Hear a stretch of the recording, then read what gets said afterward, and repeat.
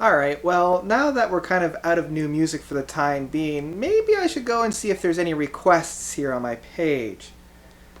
Let's see. Oh, here we go.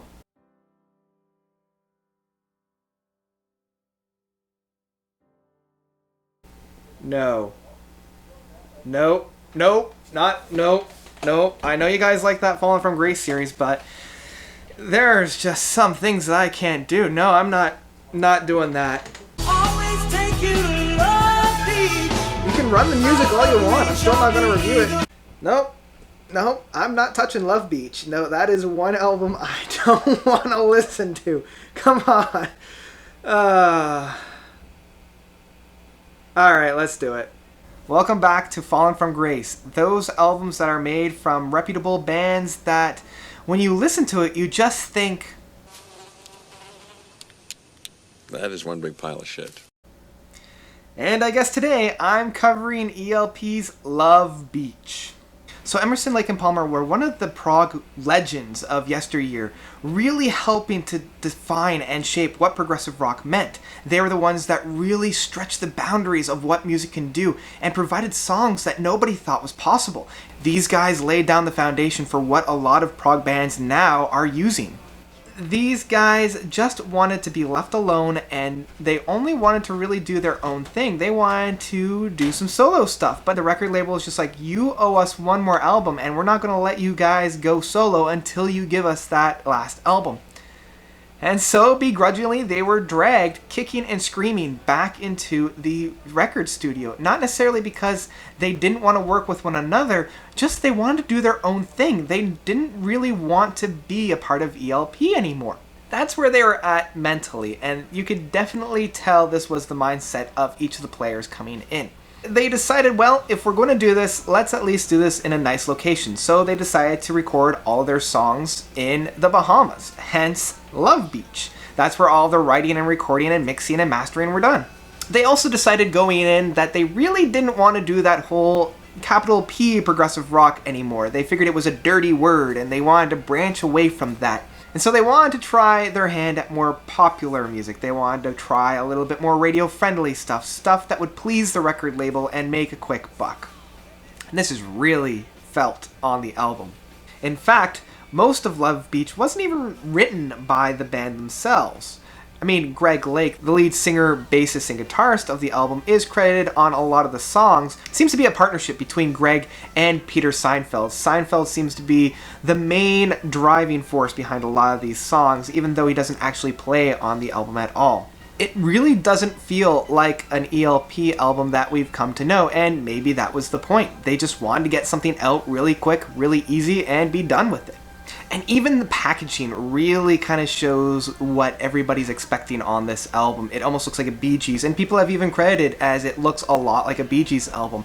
Although, even though the band has kind of said, oh, this is the reason why it didn't sell very well, I'd have to argue it looks a lot like their Trilogy album. I mean, if you take a look at Trilogy's album, and then you have a look at Love Beach, they both kind of hit that same tone, but yeah, you can tell where a little bit of that difference is, and that tone shift is felt within the music. So before I actually dive in and really tear apart track by track, I figured let's just hit the common themes first, otherwise I'm going to be repeating myself a lot. All of the tracks on this album, and I mean all of the tracks on this album, are extremely bland. Each musician feels like they're just kind of phoning it in, and they're just there. They seem to almost be rolling their eyes while they're playing this music, like, really guys, we're really doing this? Okay. And as I mentioned before, most of the writing credit does go to Greg Lake and Peter Seinfeld, and again, it really shows both Carl Palmer, the drummer, and Keith Emerson, the keyboards.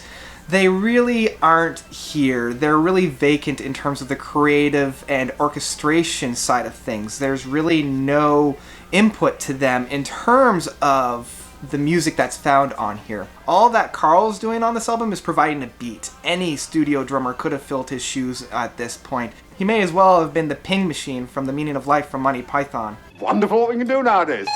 Ah, I see you have the machine that goes ping! And Keith is really just playing the bare minimum here. Again, it sounds like he's sitting at the piano or keyboards just doing this the whole time. Like, yep, I know. I know, don't worry, we're going to get through this soon. It's a short album. So that could be said about every single one of these tracks here. It is just unimaginative, bland, and just uncreative. It's really boring. So let's go in track by track and figure out where they really went wrong. Now all I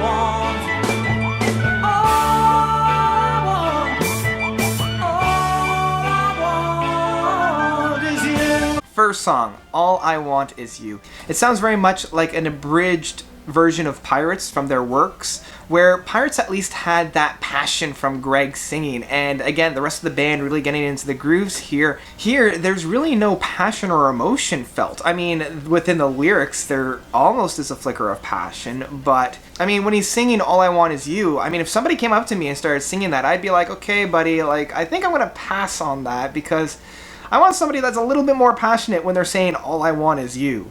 And I mean, really? Is that really all he wants? Is all he wants is me? I'm pretty sure all he wants is to get out of this album. This is not starting on a high note. The band also just does not mesh well. The lead guitars from Greg is trying to lead the song, but it's just not working. The keyboards slog along in this, trying to put a little bit of fun into it, but it's just not working. They provide some kind of tinkering, but I'm sure Keith, again, just kind of closed his eyes like, yeah, I guess that sounds great. And Carl, That's the machine that goes bing! luckily it's a short track and we can just move on to the next one.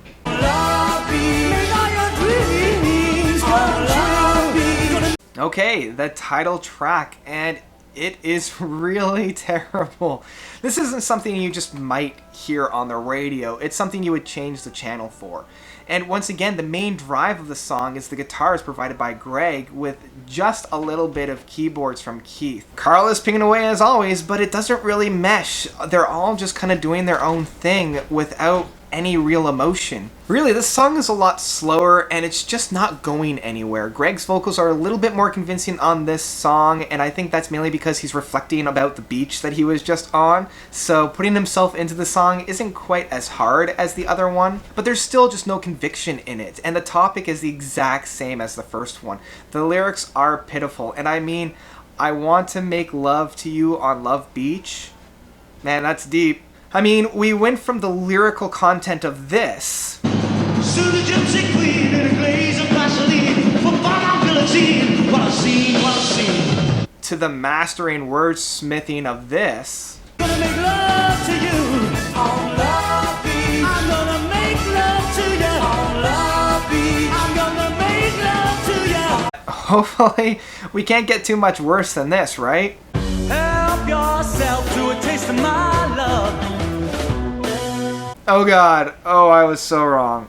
I was so wrong. I am sorry, I'm not saying that again. Rule number 1, never say it can't get any worse. It got worse. What the hell is up with these lyrics? This is beyond cringeworthy. This is just terrible. And I don't even know if it's one of those so bad it's good at this point, because as I'm listening to it, I'm kind of snickering. This is like The Room style of bad. It's not even being close to romantic. It's just...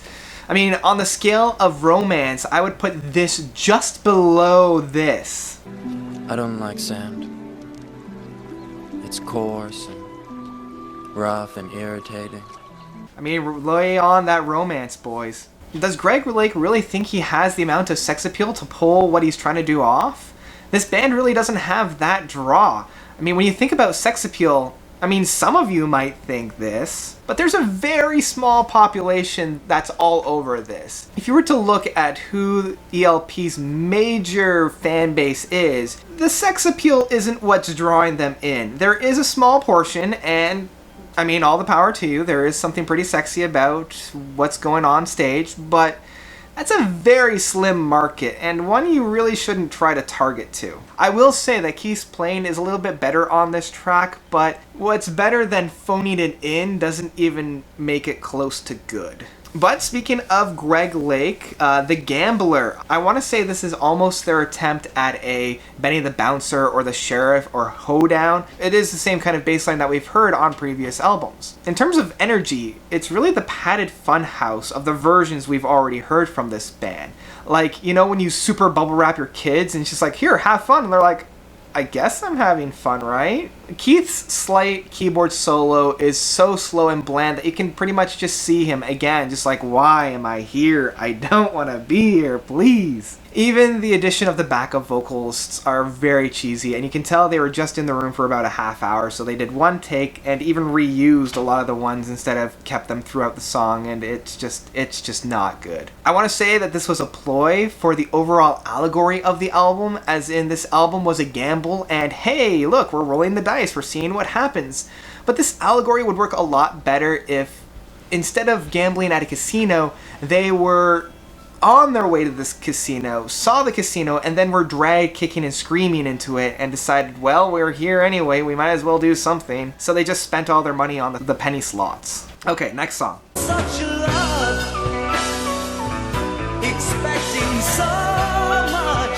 For You, great, a slower song, because that's what we really need right now. This isn't even quite like a love ballad that I think it's trying to be. It's more of like one of those Tony Bennett or Burt Bacharach love ballads without being a ballad or even having the remote interest of love. It's just kind of a lack of passion or effort from anybody playing on the album. Greg just sounds like he doesn't care, and the drum fills from Carl Palmer are akin to a studio drummer. Nothing quite works with this song. I know that this is more of their attempt to be a soulful song, but it just comes off as ridiculously bad. Next song, please.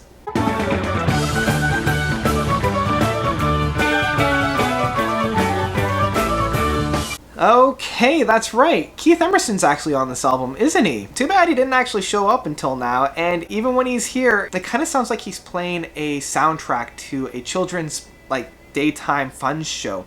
I swear this could have been used on one of those really lame after school programs or during school programs where you have an overuse of really bad music to try to sell it. I mean, just look at these.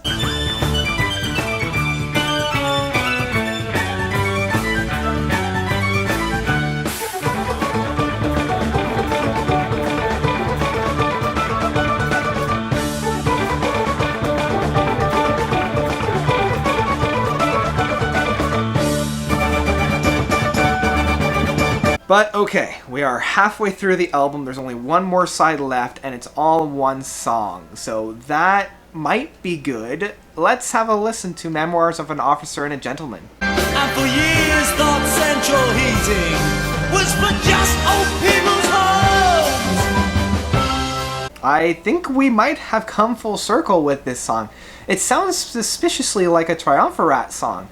And it's kind of strange because Triumvirat originally was like an ELP homage band, or at least one that took a lot of influence from them. So a band that is playing music like a band that is playing music like the original band, again, it's coming almost full circle here, because I guess they really had nowhere else to go. They really painted themselves into a corner. And once you get right down to it, this is the most listenable song on the album. I don't feel like I'm running towards a stereo to put it on the next song. This song, at least, I can sit down and listen to. But it is just a mess. I really don't know what it wants to be. It's all over the place and not necessarily in a good way. I'm pretty sure what the band did was they sat down and wrote these 4 different pieces that sounded very similar, and then decided, hey, we have all this leftover space, why don't we just string it through together and slap it on the last side and call it one song? That works, right? And because of this, the movements are just awkward and really all over the place. At one point, the song actually stops, and I was just like, finally, it's over, I can get on with my life. And then it just starts going again. I'm like, wait, I thought we were done here. Why are you still playing? Please, dear Lord, stop. But I'm pretty sure the band saw that they had another 5 minutes on this album, like,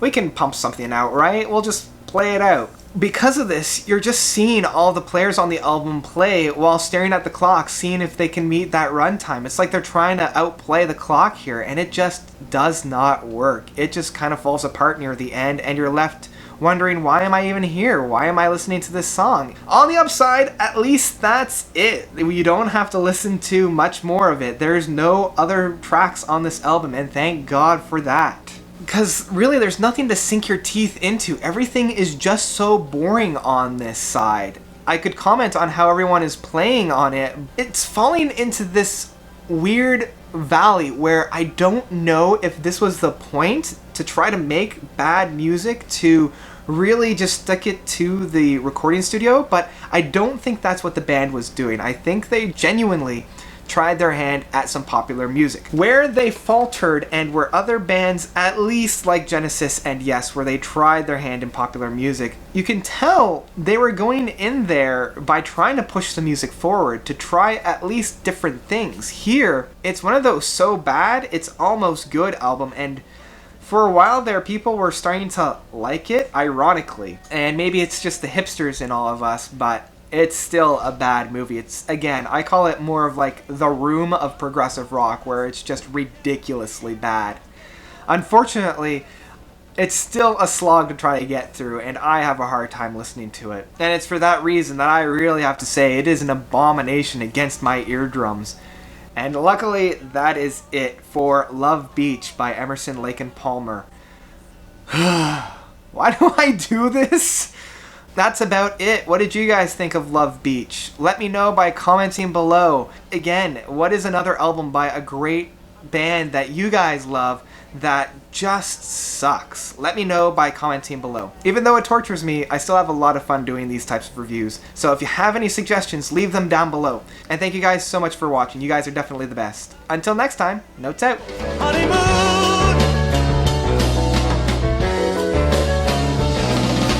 Must end now. Take care, my love.